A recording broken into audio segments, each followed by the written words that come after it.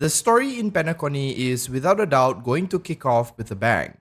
The build-up so far has hinted at many different people from different factions, all converging on the planet, from the Nameless to the Masked Fools to even the Stellaron Hunters.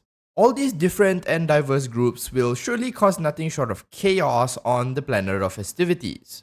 One thing that hasn't really been revealed is just who is going to be the main antagonist. For a while now, we've kind of speculated that the family themselves might turn out to be some evil cult with a weird agenda, making them likely the bad guys. A recently released trailer though might indicate otherwise. It seems that the true antagonists of Penacony have already been revealed, but are they really the true antagonists? That's what we'll be getting into in this video. Before we do though, if you want to see more Honkai Star Rail content, do consider subscribing to the channel. In the Myriad Celestia trailer, the Night of Everflame scene 33, we are introduced to a group that seems to look clearly like the bad guys. I mean, they look super evil and clearly have some plan to disrupt whatever is happening on Penacony. Their leader is even someone we've met just recently, someone who has ties to a pretty crazy organization, the Ifrit Duke Inferno.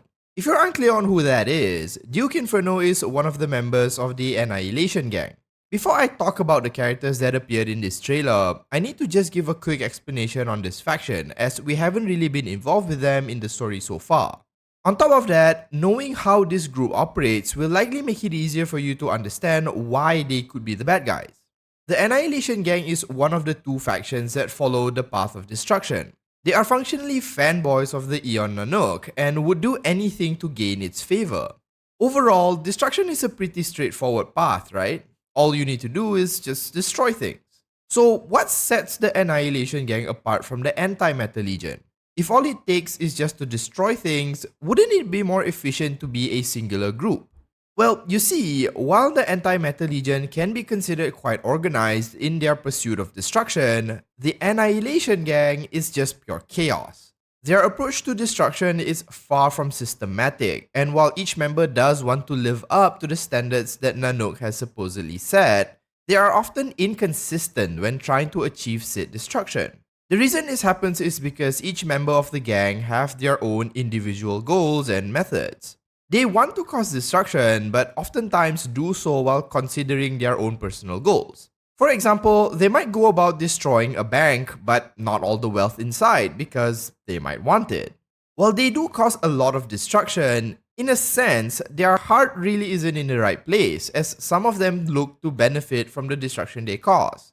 This makes them different from the Anti-Matter Legion, who destroy indiscriminately. Nanook largely dislikes them, and in fact, most of the time ignores them because of this, as to Nanook, destruction should have no exceptions. Nanook views their approach as deviating from the truest sense of destruction, but because they still do so much damage, he just turns a blind eye and has allowed them to continue existing. Funnier still is the fact that most of them aren't actually aware that Nanook dislikes them, and every member hopes that they one day get to meet their venerated god. Now that you understand a bit about the Annihilation Gang, this is where Duke Inferno comes back in. Like any other member of the Annihilation Gang, Duke Inferno pursues total destruction. His obsession with it relates to the circumstances of his birth, but he's an interesting enough character that I'll talk about him in a separate video altogether. All you need to know is that he's out to cause as much destruction as possible. In the trailer, we are then introduced to 4 new characters that seem to serve Duke Inferno directly, the Four Horsemen.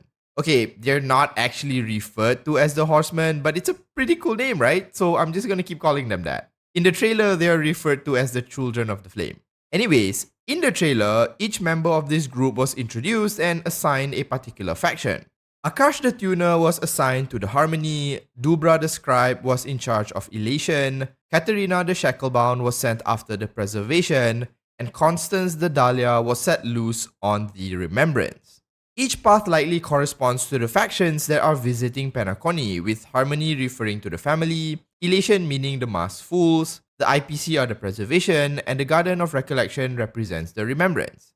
It's very likely that their plan is to just disrupt the events happening on Penacony and potentially pit each faction against one another, with these Four Horsemen acting as the instigators, much like what Fantilia did in the Xianzhou Luofu.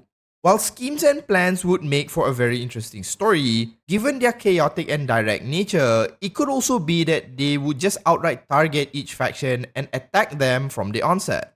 Some of these characters even mention how dangerous what they're trying to do is, which makes me believe that an all-out frontal attack isn't off the table, given Duke Inferno's response to their apprehension. Another thing that they might be aiming for amidst the chaos they are looking to instigate is to make a play for the stellaron. A long time ago, Penacony was said to have been affected by a stellaron and is what caused the planet to exchange hands from the IPC to the family. It's mentioned that the stellaron has been largely dealt with, though perhaps this isn't really the case and the Annihilation Gang knows the actual truth. What they would want with such a thing is unknown, but given stellarons are rumored to be related to Nanook, perhaps that's reason enough for them. Alternatively, it's also possible they wish to use the stellaron to destroy Penacony. Now, during the events of the Herta space station, the schemes of Duke Inferno didn't really pan out due to the intervention of the Trailblazer and Dr. Ratio.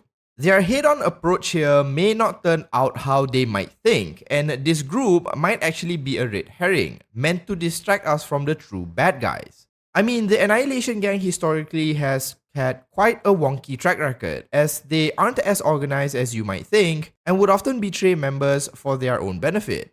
I'm also inclined to believe that given the family is opening Penacony to any and all factions, I mean, they even invited the Stellaron Hunters, they are likely quite confident in their ability to keep everything and everyone civil. So I somewhat suspect that the antics of the Annihilation Gang may turn out to just be the first act or opening to the Penacony story, meant to confuse us while the true villains of this patch is revealed only much later. Almost like in the Xianzhou Luofu, where the Sanctus Medicus was thought to be the main antagonist until Fantilia made herself known. It could also just be that the Annihilation Gang might just be one of the invited guests and are just being manipulated without them even knowing it. Whatever the case may be, having such volatile and chaotic people in what will likely be the biggest party in the universe is clearly a recipe for a good time. On top of that, some of the designs of these four newly introduced characters are just on point. Constance the Dahlia, yeah, sign me up for that. In any case, while this ragtag group of Nanook worshippers may seem like the antagonists for now, I have this weird feeling that they aren't the true villains and only later will that reveal actually happen. Let me know what you think in the comments. Are these four new characters and Duke Inferno the main villains of Penacony? Or is some other bigger player hiding behind the shadows? If you had fun watching this video, do consider liking and subscribing to the channel. Thanks so much for watching, and as usual, have a nice day.